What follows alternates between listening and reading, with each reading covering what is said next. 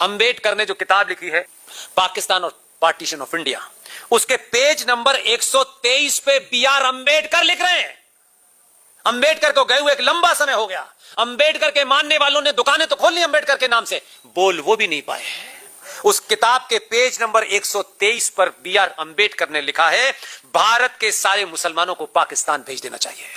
कोई माइकल लाल ठेकेदार नहीं लिख पाया, न बता पाया। दुनिया का ज्ञान बांट रहे हैं सारे लोग। अंबेडकर की बात है, पुष्पेन सिर्फ उस बात को आप तक कन्वे कर रहा है। इसमें मेरी तरफ से इसमें कॉमा फुल स्टॉप कहीं नहीं है। अंबेडकर ने कहा है, उन्होंने कहा कि जब भारत का विभाजन मजहब के नाम पर हुआ है तो यह विभाजन तब तक अधूरा है जब तक भारत की भूमि पे एक भी मुसलमान बचता है। ये अंबेडकर लिख के गए हैं। उन्हीं अंबेडकर ने पेज नंबर 125 पर लिखा है, मुसलमान भारत में रहेंगे तो यहां कभी भी सांप्रदायिक शांति नहीं हो सकती। अंबेडकर ने लिखा है। मैं इसलिए पेज नंबर भी लाया हूं, मुझे मालूम है कि सनातनियों के पास बहुत टाइम नहीं है।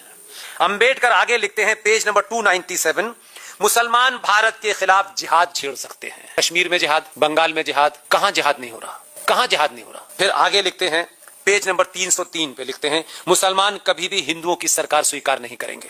पेज नंबर 294 पे लिखते हैं, मुसलमान शरिया के कानून को देश के कानून से ऊपर मानते हैं। कोई कंफ्यूजन है कहीं? फिर आगे लिखते हैं, अंबेडकर का विजन देखो आदमी। अंबेडकर लिखते हैं कि बुर्के की वजह से, ये गजब का ऑब्जर्वेशन है उनका, बुर्के की वजह से मुसलमानों में यौन विकृति पैदा हो जाती है। फिर पेज नंबर 233 पे लिखते हैं, मुसलमान समाज सुधार के प्रबल विरोधी होते हैं। और पेज नंबर 232 पे लिखते हैं, मुसलमान देशभक्त नहीं होते हैं। अंबेडकर की किताब है, हिंदी में भी और इंग्लिश में भी है। और अब ये किताब हर जगह बिक रही है। मियां भाई मुझे धर धर के गाली दे रहे हैं आजकल, क्योंकि जो उन्होंने एक नैरेटिव बनाया था, जय भीम जय मीम, तो जय भीम जय मीम यानी मुसलमान और दलित हम एक ही हैं, उन्होंने अपना लिया। क्योंकि वही जानते थे कि यही लोग हैं जो शाम को सुअर को भी काटते हैं, दो पैर वाले सुअर को भी यही काट सकते हैं।